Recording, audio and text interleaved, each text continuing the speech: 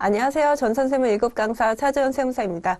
이번 영상에서는 저희 10월 2일 달에 치러진 전산세무 2급 104회 시험에 대한 풀이 진행해 보도록 하겠습니다. 이론 시험에 대한 것부터 진행을 할게요. 첫 번째 문제 보도록 하겠습니다.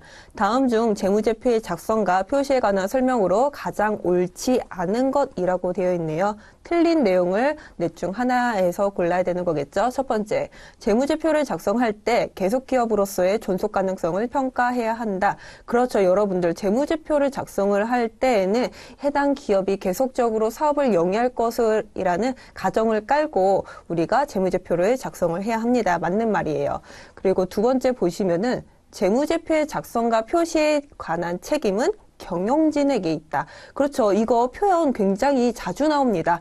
이에 대한 책임은 경영진이 아니라 이를 제작한 우리 직원들한테 있다라고 하면서 오답으로 가장 많이 출제되는 그런 문장 중 하나이죠. 경영진에게 있는 거 맞습니다. 세 번째 보시면은 기업은 현금 기준 회계를 사용하여 재무제표를 작성한다라고 되어 있는데 여러분들 재무제표에는 재무상태표, 그 다음에 손익계산서, 현금흐름표, 주석, 여러 가지 등이 있기는 하지만은 이 현금흐름표를 제외한 그 나머지 재무제표가 저희 발생기준인 거죠. 대부분이 발생기준에 따릅니다. 하지만 예외적으로 우리 현금흐름표만큼은 현금 기준에 따라서 이루어진다라고 제가 말씀을 드렸어요. 그렇기 때문에 모두 재무제표가 현금 기준으로 이루어진다는 3번의 표현은 옳지 않은 것입니다. 3번이 오답이겠네요.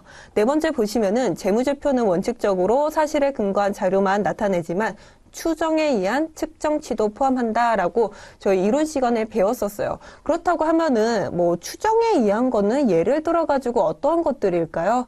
예를 들어서 대손충당금? 여러분들 어떠한 물건을 팔고서 그 물건이 모두 확정되면 좋겠지만은 그 중에서 한 1% 내지 한 3%만큼은 반품이 될 것으로 예상을 하고 우리 어떻게 회계 처리를 했었죠? 일단은 차변에서는 대손상각비, 그렇죠? 대손상각비를 우리 미리 비용으로 처리를 했었고 그에 대한 상응되는 표현으로서 대손충당금이라는 표현 우리 사용을 했었습니다.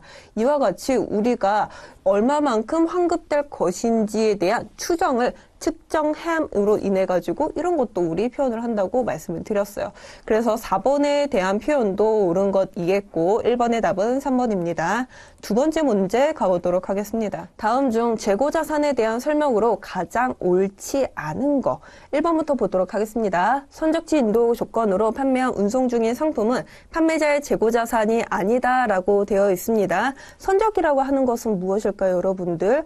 우리가 어떠한 화물을 배에 실는 행위 자체를 우리 선적이라고 하는 거죠. 판매자가 구매자에게 물건을 구해야 돼요. 보내야 됩니다. 그렇다고 하면은 판매자가 이러한 화물에 물건을 쌓아두고 보내야 되는 거겠죠. 근데 우리가 해당 화물을 선박에 실는 행위 자체로서 이미 판매가 이루어졌기 때문에 이러한 재고자산에 대한 소유권은 누구에게 있느냐? 더 이상 판매자에게 있지 않습니다. 구매자에게 넘어간 것이에요. 따라서 운송 중인 상품은 판매자의 재고자산이 아니다라는 표현 1번은 맞는 말입니다. 두 번째 보도록 하겠습니다. 선의선출법은 기말재고자산이 가장 최근 매입분으로 구성되어 기말재고자산가액이 시가에 가깝다. 여러분들 선의선출법이라고 하는 거 어떤 것이었죠? 가장 최근이 아니라 예전에 구입한 자산이 먼저 팔린다는 것이죠. 따라서 기말재고 자산이 예전의 가액이 아니라 가장 최근의 매입분으로서 시가에 가깝게 표현이 된다라는 두 번째 표현은 맞는 것일 거예요. 그럼 세 번째 보도록 하겠습니다. 세 번째는 후입선출법으로서 2번과는 약간 반대되는 거죠. 후입선출법이라고 하는 것은 가장 최근 매입분이 판매된 것이기 때문에 기말재고 자체로는 최근이 아니라 한 작년에 구입한 거, 아니면은 뭐 올해 초에 구입한 예전의 상품의 원가로 구성이 되는 것이겠죠. 따라서 3번의 답이 옳지 않은 표현이 되겠습니다. 네 번째 마저 보도록 하겠습니다. 위탁 매매 계약을 체결하고 수탁자가 위탁자에게 받은 적성품은 수탁자가 제3자에게 판매하기 전까지 위탁자의 재고 자산이다. 그렇죠. 일단은 위탁 매매 계약을 체결했다라고 하면은 위탁자의 재고 자산이고 소유권은 위탁자에게 있는 거죠. 하지만 그와 관련된 인도 자체로는 수탁자에게 있으니 이 수탁자가 제3자에게 판매했을 때 위탁자의 판매로 보고 위탁자의 소유된 재고자산이 판매되었다고 표현을 하는 것이겠죠. 이와 같이 이번의 답은 3번이라고 보고 우리 3번 문제 이어가 보도록 하겠습니다. 다음 중 무형자산에 대한 설명으로 가장 옳지 않은 것 보도록 하겠습니다. 1번 보시면은 일반 기업 회계 기준에서는 사업결합 등 외부에서 취득한 영업권만 인정을 하고, 그렇죠. 일단은 영업권이라고 하는 것은 외부에서 구매한 영업권만 인정을 하는 거고, 내부에서 창출한 영업권 자체로는 우리 회계에서 인정하지 않습니다. 그래서 1번 표현은 맞는 표현이겠고, 두 번째 보시면은 무형자산은 인식 기준을 충족하지 못하면 그 지출은 발생 기간의 비용으로 처리를 한다. 그렇죠. 일단은 인식 요건을 충족을 해야지만 자산으로 우리가 잡을 수 있는 거예요. 그렇지 못한다고 하면은 그냥 비용으로 처리하는 수밖에 없는 거죠. 이번의 표현 맞는 표현입니다. 세 번째 보시면은 무형자산의 잔존 가치는 없는 것을 원칙으로 한다. 그렇죠. 일단은 여러분들 유형자산의 경우에는 우리가 어떻게 회계 처리했었죠? 감가상각비를 계산을 할 때 취득원가에서 잔존 가치를 차감하고 거기에 내용연수분의 1, 이거는 보통 이렇게 처리를 했었는데, 우리 무형자산의 경우에는 어떻게 했었죠? 취득가액에 잔존 가치라고 하는 게 없었어요. 거기에 n분의 1 해가지고 이와 같이 감가상각비를 계산을 했었는데, 감가상각비가 없다는 게 무형자산의 가장 큰 특징이겠죠. 3번 맞는 표현입니다. 네 번째 보시면은 무형자산의 공정가치가 증가하면 그 공정가치를 반영하여 감가상각한다. 이 4번이 옳지 않은 표현일 거예요. 우리 무형자산을 취득하고 그 이후에 발생하는 비용들이 있을 수 있겠죠. 그거 해당 비용이 자본적 지출에 해당이 된다고 하면은 무형자산의 취득원가가 가산이 된다거나, 이와 같이 4번과 마찬가지로 공정가치가 증가하게 될 수도 있어요. 하지만 감가상각비를 계산을 할 때 그 이후의 가치 증가분에 대해서는 우리 감가상각에 반영하지 않습니다. 따라서 3번의 옳지 않은 표현은 4번이 되겠습니다. 4번 보시면은 다음 자료를 이용하여 자본잉여금에 해당하는 금액을 구하면 얼마인가? 여러분들 우리 이거 자본의 그 5가지로 구분되는 거 개정 과목들 다 외워주셔야 돼요. 자본잉여금은 일단은 자본잉여 플러스 되는 항목들을 우리가 구하면 될 거예요. 물론 이렇게 구하면 안 되는 거고, 여러분들은 기본적으로 개정 과목 자체를 외워주셔야 합니다. 여기서는 주식 발행 초과금, 자기 주식 처분 이익, 그 다음에 감자 차익, 이 3가지가 될 수 있겠어요. 따라서 답은 220만 원 2번이 되겠습니다. 그 다음 5번 문제 보도록 하겠습니다. 다음 중 회계 변경에 대한 설명으로 가장 옳지 않은 것 고르라고 되어 있네요. 여러분들 회계 변경은 이 2가지로 구분이 될 수 있습니다. 어떤 것이었죠, 여러분? 회계 정책의 변경. 정책이 변경이 되거나 혹은 추정이 변경될 수 있는 이 2가지 사항으로 나눠질 수 있습니다. 일단은 그 첫 번째 보시면은 회계정책의 변경은 회계 방법에 변경되는 것으로서 소급법을 적용한다라고 되어 있어요. 맞아요. 이게 정책의 변경의 경우에는 소급법을 적용을 합니다. 우리 소급법이라고 하는 것이 어떤 것이었죠? 올해에 우리가 회계정책의 변경으로 어떠한 방법을 변경을 해야 되는 건데, 올해 변경되는 건 물론이거니와 작년도까지 우리가 소급해서 정책을 변경해 주겠다라는 거예요. 따라서 1번의 답은 맞는 표현이겠고, 두 번째 보시면은 이 회계 정책의 변경에 따른 누적 효과를 합리적으로 결정하기 어려우면, 이와 같이 특별한 사유가 있는 경우예요. 그렇다고 하면은 더 이상 소급법, 과거치까지는 우리가 변경할 수 없는 거고, 점진적으로 당일부터 이와 같은 변경 방법을 사용하는 거, 우리 그것을 전진법을 적용한다. 이와 같은 표현도 우리가 배웠습니다. 그다음 세 번째 보시면은 세법 개정으로 회계 처리를 변경해야 하는 경우 정당한 회계 변경의 사유에 해당이 된다. 아니죠. 세법 개정은 아무것도 아닙니다. 네 번째 보시면은 회계 추정의 변경은 전진적으로 처리해야 하며 그 효과를 단기와 단기 이후의 기간에 반영한다. 우리가 회계 정책의 변경과 그 다음에 추정의 변경 가장 큰 차이점은 이 정책을 언제부터 우리가 적용을 시켜야 하는가. 정책의 변경의 경우에는 소급적으로 우리가 적용을 시켰던 거고 추정의 변경은 전진적으로 우리가 처리를 했다라는 겁니다. 이 두 가지가 가장 큰 차이점이라고 볼 수 있겠어요. 그래서 5번의 답은 3번으로 찍고 넘어가 보도록 하겠습니다. 다음 중 원가에 대한 설명으로 가장 옳지 않은 거, 계속 옳지 않은 걸로 고르라고 하네요. 첫 번째 보시면은 직접 재료비는 조업도에 비례하여 총 원가가 증가한다. 그렇죠. 직접 재료비 자체로는 보통 뭐 변동비의 성격을 가지고 있어요. 따라서 조업도가 증가하면 증가할수록 총 원가도 증가하게 되겠죠. 맞는 표현인 거고, 두 번째 보시면은 단기 총 제조 원가는 단기에 발생한 기본 원가와 제조 간접 원가의 합이다. 여기서 여러분들 기본 원가라고 하는 거 기억나시나요? 기본 원가. 기본 원가 여러분들 직접 재료비. 그 다음에 또 어떤 거였죠? 그 다음에 직접 노무비. 이 두 가지를 합친 걸 우리 기본 원가라고 했습니다. 이 기본 원가는 뭐 재료비, 노무비로 구성되었기 때문에 단기 총 제조 원가 중에서 그 나머지 비는 항상 뭐 제조 간접 원가의 합, 뭐 이건 뭐 맞는 표현이겠죠. 근데 여러분들 기본 원가가 이와 같이 재료비, 노무비라고 구성이 된다고 하면은 여러분들 가공 원가라고 하는 거 혹은 전환 원가라고 하는 거는 어떤 것일까요? 여러분들 이것도 세트로 여러분들이 배웠어요. 가공 원가라고 하는 거는 여러분들이 여기서 직접 언급한 직접 노무비하고 그 다음에 나오는 제조간접비 OH라고 해봅시다. 이와 같이 직접 노무비와 제조간접비를 우리가 가공원가 혹은 전환원가라고도 합니다. 이거 원가 그 파트에서 배웠습니다. 따라서 이거 기본적으로 암기를 해주셔야 되는 거예요. 그 다음 세 번째 보도록 할게요. 관련 범위 내에서 변동비는 조업도의 증감에도 불구하고 단위당 원가가 일정하다. 변동비 보시고 원가가 일정하다.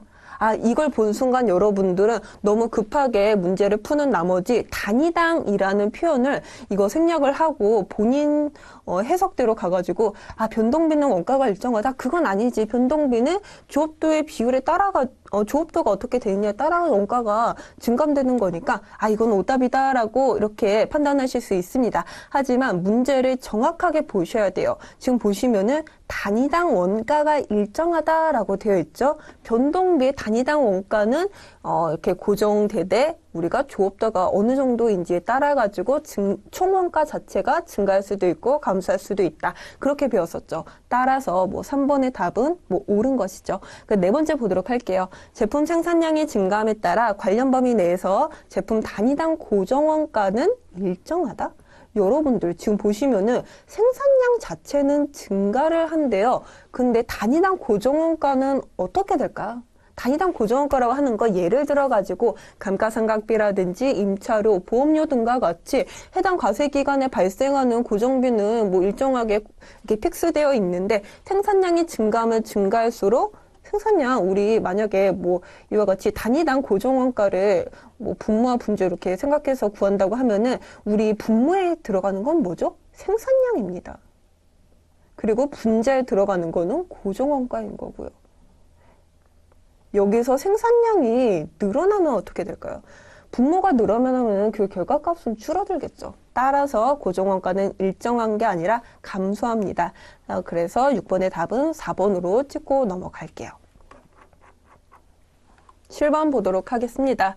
수선 부분과 동력 부분에 각각 80만 원, 그 다음에 70만 원의 보조 부분 원가가 집계되어 있을 경우 아래 자료를 바탕으로 조립 부분에 배분돼 보조 부분 원가 총액은 얼마인가? 여기에서 여러분들이 가로 안에 있는 문장을 빠뜨리지 않고 꼭 짚고 넘어가셔야 돼요. 뭐냐? 직접 배분법이라고 하는 거죠.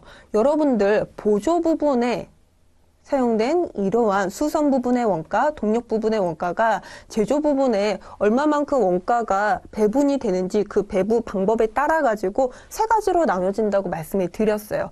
일단은 그 첫 번째로서 직접 배분법. 그 다음에 그 두 번째가 어떤 것이었죠? 단계 배분법. 세 번째가 어떤 것이었죠? 상호 배분법. 이와 같이 보조 부분의 용역수수 관계를 어느 정도 인식을 하느냐에 따라 가지고 그 정도에 따라서 첫 번째 직접 배분법, 두 번째 단계, 세 번째 상호 배분법 이 세 가지로 구분이 된다고 말씀을 드렸습니다. 그 첫 번째 직접 배분법의 경우에는 이 보조 부분과 어떤 게 있죠? 수선과 동력이 있습니다. 여러분들 우리가 혹시라도 동력 부분에 어떠한 수선을 해야 할 일이 생긴다고 하면은 수선 부분에 도움이 필요합니다. 마찬가지로 수선 부분에 기계 장치를 돌리려고 하면은 당연히 동력 부분에 전력비가 필요한 거고요. 이와 같이 보조 부분 관계도 그 사이에서 우리가 용역이 발생한다는 거죠. 여기서 지금 표안에 보시면은 지금 수선 부분에서 1000시간 발생했잖아요. 근데 그 중에서 50%가 동력 부분에 사용된 걸 확인하실 수 있습니다. 그리고 동력 부분 보시면은 지금 2만 킬로와트가 생산이 됐어요. 소비가 됐어요. 근데 그 중에서 60%죠, 이거. 60%는 수선 부분에 사용된 걸 이와 같이 표로 확인할 수 있어요. 실제로는 그런데 우리가 원가 계산을 할 때는 직접 배분법, 이와 같은 서로 간의 용역수수 관계 전혀 고려하지 않고 수선과 동력에서 발생한 모든 원가는 제조 부분에만 소비가 되었다는 걸 가정으로 깔고 가는 게 우리 직접 배분법이었죠. 따라서 여러분들 이거 계산을 할 때 조립 부분에 배부될 총원가 계산하는 건데 여러분들 혹시라도 이렇게 하시면 안 돼요. 80만 원 곱하기 지금 수선 부분부터 보도록 하겠습니다. 수선 부분이 지금 총원가가 80만 원인데 그렇다고 하면은 분모로는 1000시간. 그리고 분자로는 이게 1000시간 중에서 조립 부분에 사용된 게 200시간이니까 이와 같이 분모와 분자를 계산을 하고 그 다음에 동력 부분에는 일단은 총 원가로는 76만 원이 발생을 하긴 했지만은 그 중에서 2만 킬로와트 중에서 우리 조립 부분이 사용을 한 거는 3,500킬로와트야. 이와 같이 계산을 하면 안 된다고요. 이와 같이 계산을 하면은 여러분들 이거 답이 29만 3천 원으로 1번에 답이 있어요. 그래가지고 어떤 분들은 1번으로 답을 체크하고 넘어가셨을 거라는 거죠. 근데 여기서 실수한 거는 분모를 잘못했다는 거예요. 이거 1000시간 아닙니다. 우리는 보조 부분이 100% 제조 부분에만 사용될 것으로 가정을 깔고 가기 때문에 1000시간이 아니에요. 이 1000시간에서 동력 부분에 사용된 500시간을 차감한 나머지 500시간 2만 킬로와트도 마찬가지입니다. 2만 킬로와트가 아니라 여기서 12,000킬로와트가 차감이 된 8,000킬로와트를 분모로 깔고 여러분들이 계산을 해주셔야 된다는 거예요. 그래서 1000시간이 아닌 500시간. 그 다음에 여기서도 2만 킬로와트가 아닌 12,000킬로와트가 차감이 된 8,000킬로와트를 기준으로 여러분들이 계산을 해주셔야 된다는 거죠. 그러면은 이게 계산된 값도 지금 분모가 줄어들었으니까 그 값도 늘어나겠죠? 그 값은 얼마냐? 여기서 나오는 65만 2천? 제가 봤을 때 답이 4번인가 3번이었을 거예요. 근데 그거는 중요한 게 아니고 분모를 어떤 걸로 두느냐가 가장 큰 키포인트였습니다. 따라서 여러분들 이와 같이 직접 배분법, 단계 배분법, 제가 생각했을 때 전산세무 2급 과정에서는 이 상호까지는 안 나와요. 상호는 웬만해서 나오지 않습니다. 상호가 나와봤자 이론으로 밖에는 안 나와요. 따라서 여러분들은 이와 같이 원가 관련된 계산 문제라고 하면은 직접 배분법과 이 단계 배분법 이 두 가지 정도만 준비해 주시면 될 것 같아요. 그리고 그 가장 첫 번째 직접 배분법 가장 기본적인 거잖아요. 따라서 여러분들은 여기서 1000시간 2만 킬로와트 다 사용을 하는 것이 아니라 분모를 약간은 주의를 해주셔서 계산을 해주셔야 합니다. 아시겠죠? 그 다음에 8번 가보도록 하겠습니다. 아래 자료만을 참고하여 기말 제품 재고액을 구하면 얼마인가? 이와 같이 표가 제공품과 그 다음에 제품이 나왔어요. 그러면은 저는 뭐 고민할 것도 없이 바로 제공품의 T 계정, 그 다음에 제품의 T 계정 각각을 그립니다. 이게 첫 번째가 제공품인 거고, 그 다음에 두 번째 T 계정이 제품에 대한 T 계정입니다. 그냥 여러분들이 제공품, 제품 모두 자산이니까 기초가액이 차변이고 증가한 것도 차변이며 감소하는 건 대변, 그리고 기말에 남아있는 것도 대변. 이와 같이 이게 뭐 기본 설정값은 되어 있을 거예요. 전산세무 2급 과정이다 보니까. 그렇다고 하면은 문제에서 주어져 있는 자료를 차례대로 입력하기만 하면은 여기에서 구하고자 하는 값이 어떤 것이죠? 기말 제품 재고액. 기말 제품 재고액은 여기에 어떤 값이 들어가냐가 답인 거잖아요. 따라서 한번 입력해 보도록 하겠습니다. 첫 번째 재무상태표의 자료 보시면은 제공품의 기초가액이 10만 원이라고 되어 있네요. 제공품 기초가액 자산이니까 차변으로 주시면 될 것 같고, 기말의 가액이 15만 원. 그렇기 때문에 대변의 하단에 15만 적도록 하겠습니다. 그다음 두 번째 제품 보시면은 기초가액이 21만 원. 그 다음에 지금 기말 재고가액을 구하는 게 계산값이긴 한데 아직 없으니까 일단 두 번째로 볼게요. 제조 원가 명세서와 손익계산서의 자료인데 지금 보시면은 직접 재료비가 19만 원입니다.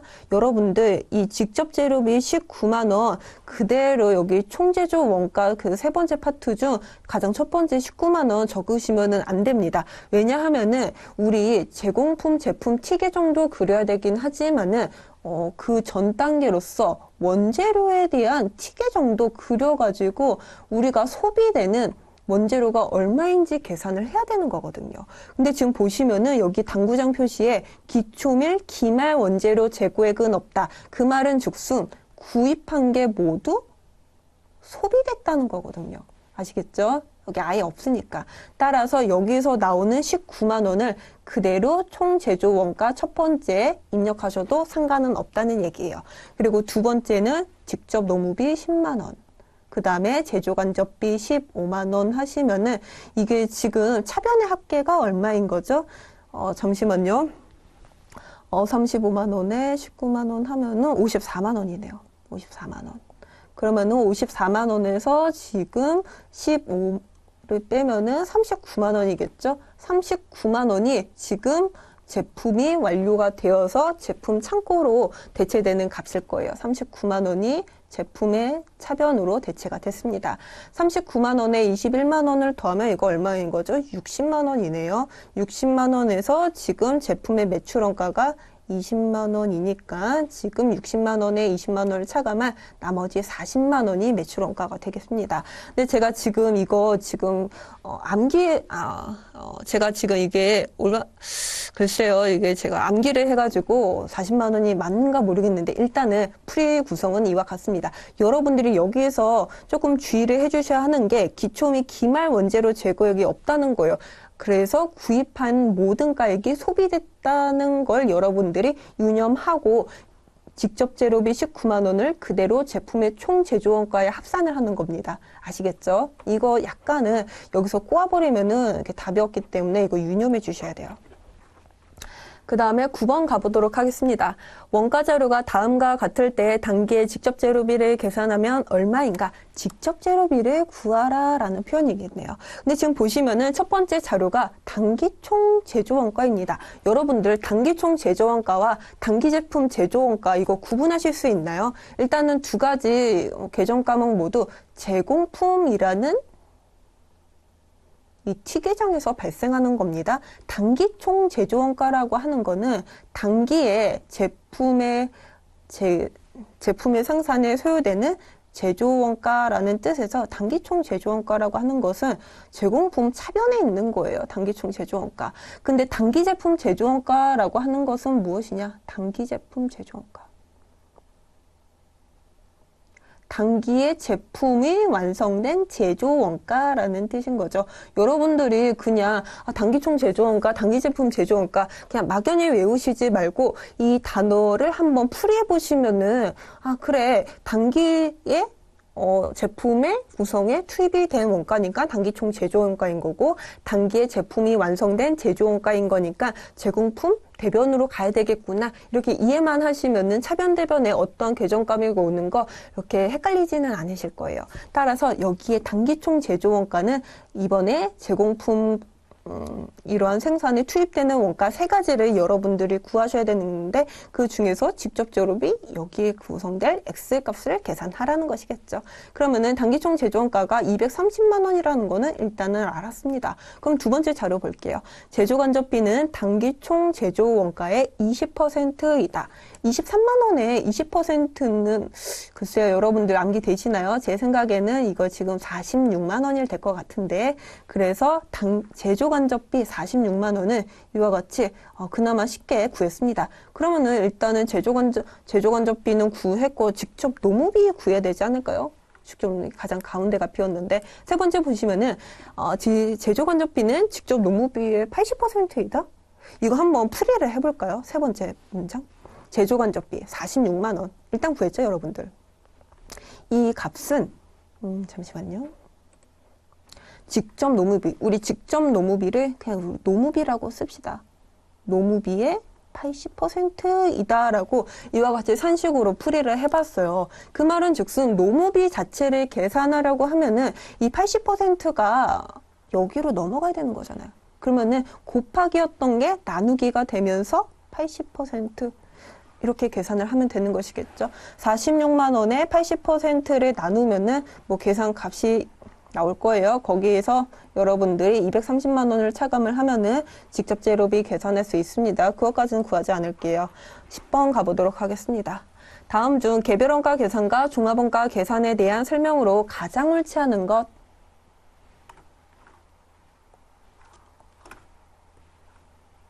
계속 옳지 않은 것만 구하라고 하네요. 첫 번째 보도록 하겠습니다. 개별원가 계산은 다품종 소량 생산, 그리고 종합원가 계산은 소품종 대량 생산에 적합하다.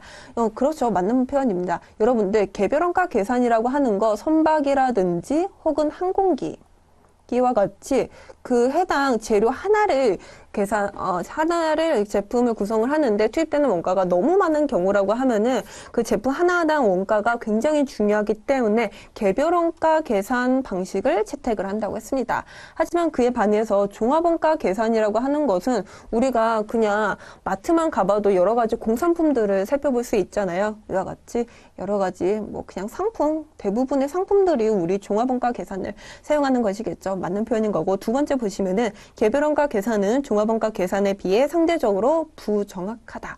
그럴까요? 제품 한 가지당 원가를 계산하는 이 개별원가 계산이 부정확할까요? 이 표현이 대치되면 되는 거죠. 종합원가 계산은 개별원가 계산에 비해서 상대적으로 부정확하다. 이게 맞겠습니다. 따라서 옳지 않은 표현은 2번이겠어요. 세 번째 보도록 하겠습니다. 개별원가 계산은 종합원가 계산에 비해 과다한 노력과 비용이 발생한다. 그렇죠. 제품 한 개당 원가를 각각 구해야 되다 보니까 투입되는 노력 그리고 비용도 만만치가 않겠죠. 맞는 표현이겠고, 네 번째 보도록 하겠습니다. 종합원가 계산은 대상 기간의 총 제품 제조원가를 총 생산량으로 나누어 단위당 제조원가를 계산을 한다. 그렇죠. 우리가 총 제조 원가에서 총 생산량을 나눈 그냥 그 평균값에 불과한 것이에요. 따라서 종합원가 계산의 그 결과값이 개별원가 계산보다는 부정확할 수밖에 없겠죠. 그래서 10번의 답은 2번인 거고 11번 넘어가 보도록 하겠습니다. 다음 중 부가가치세법상 재화의 공급에 해당하지 않은 것. 여러분들 재화의 공급이라고 하면은 일단은 두 가지를 구분해서 나눠 주셔야 돼요. 일단은 실질 공급. 진짜 공급하고 돈을 받았느냐, 아니면은 공급했음에도 불구하고 돈을 받지 않았느냐. 그게 어떤 것이었죠? 간주 공급이었죠. 실질 공급과 간지 공급으로 나눌 수 있는데 그 첫 번째 보시면은 자가 공급이 있습니다. 이 자가 공급은 간주 공급 중 하나인 거죠. 그리고 외상 판매, 외상 판매가 어떤 것이겠죠? 뭐 현금 판매, 외상 판매, 어음 판매 여러 가지 방식들이 있기는 하지만은 외상이긴 하지만 나중에 돈을 받을 거잖아요. 따라서 실질 공급 중 하나라고 볼 수 있겠습니다. 세 번째, 사업상 증여. 우리가 사업상으로 어쩔 수 없이 증여를 하게 되는 케이스가 발생할 수 있어요. 그 말은 즉슨 내가 제품을 구입하고 혹은 제조하는 단계에서 그 이전 단계의 상품 매입 혹은 그와 관련된 원재료 매입 다 공제를 받았는데 정작 이와 관련된 판매에서 부가세 예수금을 뭐 거래 중 산하는 이러한 거래가 발생한다고 하면은 어쩔 수 없이 이를 간주 공급으로 보아서 시가대로 우리가 부과하겠다라고 하는 게 간주 공급이었죠. 그래서 일단은 뭐 간주 공급이든 실질 공급이든 재활 공급에 해당하긴 합니다. 근데 보시면은 그 네 번째, 이 담보 제공이 이거는 재활 공급에 해당하지 않는다는 거예요. 담보 제공이 뭐죠, 여러분들? 내가 은행으로부터 돈을 빌려야 돼요. 차입을 합니다. 그렇다고 하면은 은행은 그냥 돈을 빌려줄까요? 돈을 주는 대신 은행은 어떠한 담보를 요구를 하죠. 근데 우리가 담보라고 하는데 보통은 뭐 공장의 부지라든지 혹은 기계장치 아니면은 뭐 자동차는 아니다. 여러 가지 뭐 항공 이와 관련된 본인들의 유형자산들의 무형자산들의 담보로 맡기는 이와 같은 행위를 담보 제공이라고 하는데 여러분들 담보라고 하는 거 우리가 공장이라든지 기계장치 항공기를 우리가 실질적으로 판매한 게 아니에요. 그냥 담보로 제공한 것 뿐이지. 따라서 재활 공급에 해당하지 않으므로 11번의 답은 4번이 되겠습니다. 12번 보도록 할게요. 다음 중 부가가치세법상 영세율과 면세에 대한 설명으로 가장 옳지 않은 것. 이 영세율과 면세는 가장 뭐라고 해야 되지? 세트예요. 가장 많이 나오는 표현 중 하나인 거죠. 그 첫 번째 보시면은 국내 거래에서 영세율이 적용되지 않는다. 여러분들 영세율이라고 하는 거 반드시 해외로 판매를 해야지만 적용받을 수 있는 걸까요? 우리 영세율 적용되는 재화 중에서 어떤 거 있었죠? 그 조세특례 제한법상 어떤 거 있었죠? 장애인용 기구라고 해야 되나? 아니면은 농업인들 위한 기계. 이와 같이 장애인이라든지 농업인들을 위해 가지고 그들이 사용하고 있는 기구라든지 기계에 대해서는 아예 세금을 붙이지 않기 위해서 영세율을 적용한다고 제가 이론 시간에 말씀드렸던 것 같습니다. 그리고 여러분들 책을 보시면은 영세율 대상 그 중에서 가장 마지막 파트에 나오는 게 그 조세특례 제한법상 뭐 그런 내용일 거예요. 거기에 보시면은 국내 거래에서 발생하는 이런 행위에 대해서도 영세율이 적용되는 걸 확인하실 수 있습니다. 따라서 국내 거래라고 해가지고 영세율이 적용되지 않는다는 표현은 옳지 않은 걸 거예요. 드디어 옳지 않은 표현으로 답이 1번이 나온 케이스입니다. 여러분들 이때 12번 같은 경우에는 1번에서 바로 체크하고 넘어가셔야 돼요. 근데 지금은 해설이니까 2, 3, 4번 마저 보도록 하겠습니다. 두 번째 보시면은 면세의 취지는 부가가치세의 역진성을 완화하기 위함이다. 그렇죠. 우리가 필수적으로 사용하고 있는 뭐 재화 용역에 대해서는 그와 관련된 부가가치세를 부담하지 않음으로 인해 가지고 누구든지 부담을 적게 해서 뭐 소비할 수 있게끔 하는 게 면세의 취지였죠. 따라서 옳은 표현인 거고 세 번째 보도록 할게요. 국외에서 공급하는 용역에 대해서는 영세율을 적용한다. 이것도 맞는 표현인 거죠. 뭐 재활 공급뿐만 아니라 용역의 공급도 마찬가지로 영세율을 적용받을 수 있습니다. 그 네 번째 보실게요. 상가 부수 토지를 매각하는 경우에도 부가가치세가 면제된다. 그렇죠. 토지의 매각은 면세입니다. 하지만 여러분들 토지의 임대는 어떻게 될까요? 이거 구분해가지고 우리가 책에서 살펴봤었던 것 같은데 토지의 임대는 과세입니다.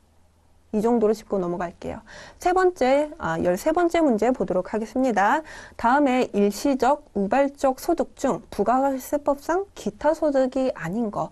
우리가 소득세법상 여러 가지 소득이 있기는 한데 이자 소득이라든지 배당, 사업, 근로, 연금, 기타에 해당하지 않는 그 이외의 것들을 우리 세법에서 열거한 거를 기타 소득이라고 우리가 부릅니다. 근데 지금 보시면은 1번부터 4번 중 기타 소득이 아닌 다른 소득으로 구분이 되는 걸 찾아보라는 거죠. 일단 그 첫 번째로서 복권 당첨금은 가장 대표적인 기타 소득인 거죠. 이거는 여러분들도 다 아실 거예요. 두 번째 보시면은 계약의 위약금. 우리가 계약을 걸고 계약을 할 때 계약금을 걸잖아요. 하지만 그 계약을 뭐 정상적으로 뭐 진행을 한다고 하면은 그건 아무런 문제가 되지 않겠지만은 혹시라도 뭐 이것을 해지한다고 하면은 계약금이 위약금이 되는 그러한 상황이 발생할 수 있다고 했죠. 그렇다고 하면은 그 위약금은 기타 소득에 해당이 된다고 말씀을 드렸습니다. 그 세 번째 보시면은 상표권의 양도소득. 이도 마찬가지로 기타 소득인 거고 상표권의 임대소득은 어떻게 된다고 말씀드렸죠? 임대소득은 사업소득입니다. 이거 구분하셔야 돼요. 그 다음에 비영업대금의 이익. 이거는 여러분들 비영업대금의 이익은 이자소득인 거죠. 그래서 여러분들 이자소득 같은 경우에는 뭐 소득세 중에서 뭐 열거주의가 아니라 예외적으로 포괄주의로 과세를 한다. 그 정도만 알고 계시지 말고 이자 배당에는 뭐 여러 가지 소득이 있는데 중요한 것들은 외워주시는 게 13번 문제 풀 때 유리할 수 있겠죠. 13번의 답은 4번입니다.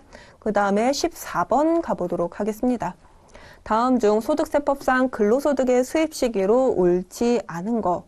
1번 보시면은 인정상여, 해당 사업연도 중에 근로를 제공한 날. 여러분들 상여입니다. 급여 있고 상여 있고 뭐 상여 그다음에 퇴직급여 있기는 한데 상여가 아니라 인정상여라고 하는 거예요. 여러분들이 뭐 이런 시간에 그냥 제가 얼핏 설명하고 넘어갔을 텐데 상여는 아닌 거예요. 근데 세법상 상여로 볼 수밖에 없기 때문에 인정상여라고 보는 건데 이는 근로를 제공한 날 맞는 표현입니다. 근로를 제공한 날 발생주의로 우리가 할 수밖에는 없는 거예요. 그 두 번째 보시면은 급여 지급을 받기로 한 날. 여러분들 어떠한 수입 시기를 우리가 고를 때 현금주의로 고른다는 그런 표현 들은 적 있습니까? 뭐 기타 소득을 제외하고서요. 급여 같은 경우에는 그 첫 번째 인정상여와 마찬가지로 근로를 제공한 날을 우리 수입 시기로 보고 있어요. 지급받기로 한 날 뭐 이런 건 아닙니다. 그래서 뭐 14번에 옳지 않은 답은 2번이 되는 것이겠고요. 세 번째 보시면은 잉여금 처분에 의한 상여금 뭐 이거는 잉여금 처분 결의를 맞는 표현인 거고요. 네 번째 임원의 퇴직소득 한도 초과로 근로소득으로 보는 경우에는 지급하거나 지급받기로 한 날인 건데 이거는 예외적인 경우 웬만해서는 그 발생한 날짜를 기준으로 우리가 수입 시기를 보고 있어요. 그래가지고 14번 같은 경우에는 여러분들이 그 인정상여 혹은 급여 딱 이 정도만 여러분들이 체크하시고 3번과 4번 같은 경우에는 솔직히 암기하시는 분도 계시겠지만은 안 하시는 분들도 훨씬 더 많거든요. 그렇다고 하면은 가장 기초적인 것만 우리가 알아두자라는 겁니다. 근데 급여에서 옳지 않은 답으로 나왔으니까 이거는 여러분들이 꼭 맞추셔야 된다는 거예요.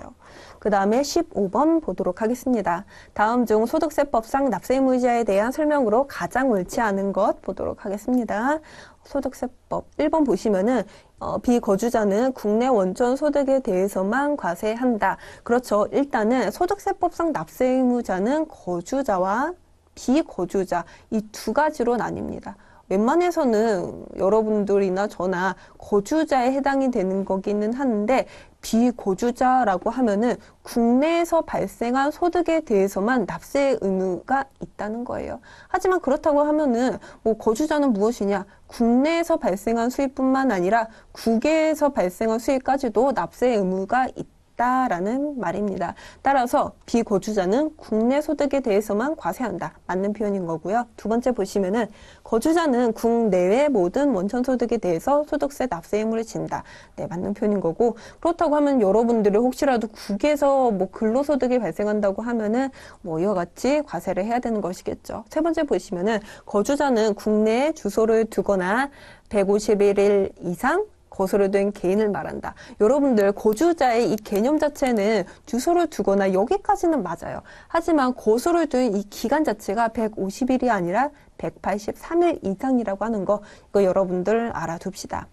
그렇다고 하면은 비거주자라고 하는 것은 어떻게 정의되어 있을까요? 거주자가 아닌 자라고 표현되어 있습니다. 그거는 뭐 시험에 이렇게 나올 것도 아니에요. 그 네 번째 보시면은 거주자의 소득세 납세지는 주소지로 한다. 그렇죠. 우리가 소득세라고 하는 것은 개인에게 부과되는 세금이기 때문에 뭐 사업장이라고 하는 게 없습니다. 그렇기 때문에 주소지나 혹은 거소지를 그 납세지로 두고 있어요. 따라서 여러분들 이거 15번의 답은 3번으로 체크하고 넘어갑시다. 일단은 이론에 대한 풀이는 진행이 다 완료가 되었고 그 다음으로는 실기에 대한 해설 풀이해 보도록 하겠습니다. 수고하셨어요.